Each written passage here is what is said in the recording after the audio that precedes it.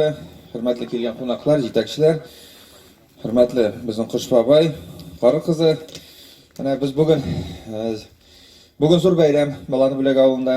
Biz endi traditsiyaga kirib ketdi. Bu yilda mana shunday bayram yasarga Balani Bulakda yilda mana shuni bulak jitkiriga Balani Bulaklarga hali былтыргына Pamogirni alyans miyasari shaytda 28 kunni, va shu kunni 28 dekabr kunni biz sizning bilan remontdan, kapital remontdan so'ng endi klub ochdik.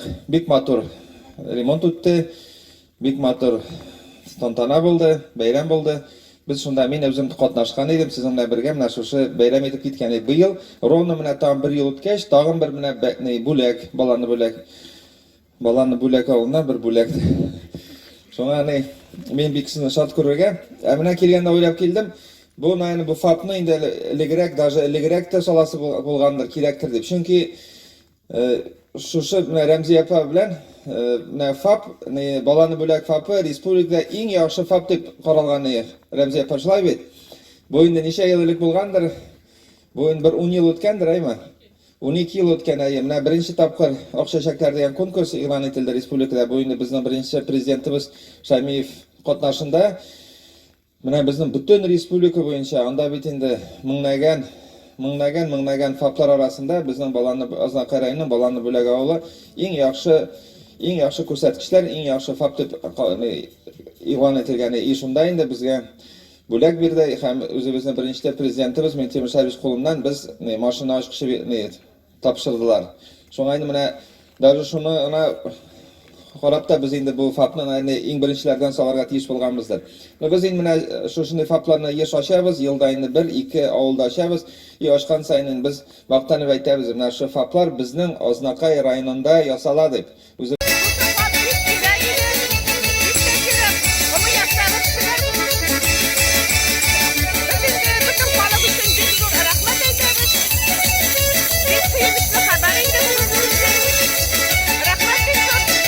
Shu FAPlar tuziladi. Siz endi Balani Bulak avulini men o'zim bek yaratam. Bunda endi shunday tirishqolik yashay. O'zimizning motorni aytib fermer ishlab keladi. Lenar Abdurahmonov anga bek zo'r rahmat. Mana sizni bunda xalqini ish bilan ta'min etadi. Hozir endi mana klub onda jilli, yoqti, motor, hozir mana FAP ochildi. Shunga endi motor etib yasharga, shotlanib yasharga. Событие с 2012 года традиционно у нас на самом деле по всей республике открываются модульные ФАПы, по модульной технологии, исполненные в врачебной амбулатории. Вот. Эта программа, она работает только у нас в республике, больше нигде, по-моему, их нету больше. Бекзур Ахмед, большое спасибо нашему президенту Республики Татарстан за такую предоставленную возможность. Вот. Мы, Алла Берса, на следующий год планируем и врачебную амбулаторию поставить в поселке Вахитово. Вот у нас там двухэтажное тоже здание находится, второй этаж пустует уже сколько лет. Топим воздух, что называется, поэтому там тоже Алла Берса у нас будет обновление. Ильбекте будет Алла Берса на следующий год тоже модульный ФАП. Но дай бог, чтобы у нас действительно каждый год происходили обновления. Потому что здесь, понятно, она очень красивая внешне для деревни, как украшение, с одной стороны, с другой стороны, это как место, где можно проходить какие-то профилактические мероприятия, проходить лечебные мероприятия. Но и самое основное, наверное, меня радует, как главного врача, это то, что этот самый модульный ФАП, он достаточно теплый, он сделан современными, значит, по современным технологиям создан. Вот. И, соответственно, создаются очень такие комфортные, теплые условия для наших сотрудников. Это тоже очень важно. Ну и для нашего населения, соответственно. Поэтому вот этому я больше всего радуюсь. Sizga, sizning komandangizga, Marsizu Farishga, barliq avul xalqi ismindən bek zo'r rahmatimizni yetkazamiz. Sizga shulay yo'q, tuzuvchilarga shulay yo'q, Lenar Abdulqayishga shulay yo'q, birga xonim bitali tuzgan kishigina bilan ko'p mashaqqatlari bo'ldi. Barcha shunda bek zo'r rahmat. Rahmat, bu yil yangi feldsher açıldı. Жылы, рәхәт, барлык мөмкинлекләр бар, уңайлыклары бар, су кергән, җылы сулары бар. жылылыгы, әйбәт электрический жылылык безнең. Тегендә инде жылылык юк ие, салкын килгән населениегә дә җайсыз ие, салкын кадрие. Безнең халык бик актив, профилактикалар булса, прививкалар вакытында врачлар килгәндә бик актив йөриләр. Бу пандемияны алай исән сау гына үткәрдек, авылда авыручылар булмады. Прививканы бөтен халык ясатты. Население 100 кеше обслуживать итәбез. Население 100 кеше безнең. Балалар инде юк, подростклар гына.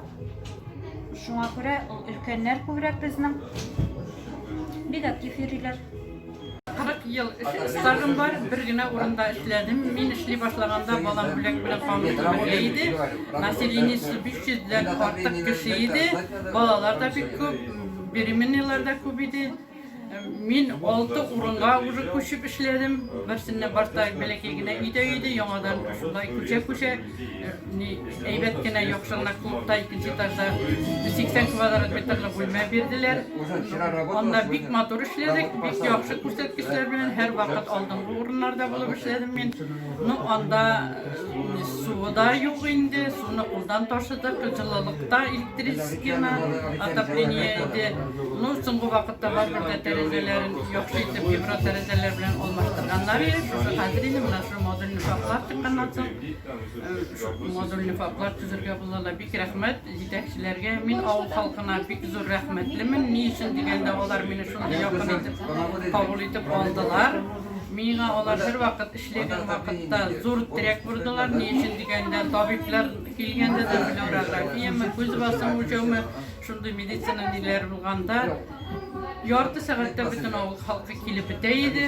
Бик рәхмәтле мин аларга, һәрбер кешегә аерым рәхмәт әйтсәм дә күп булмас дип беләм.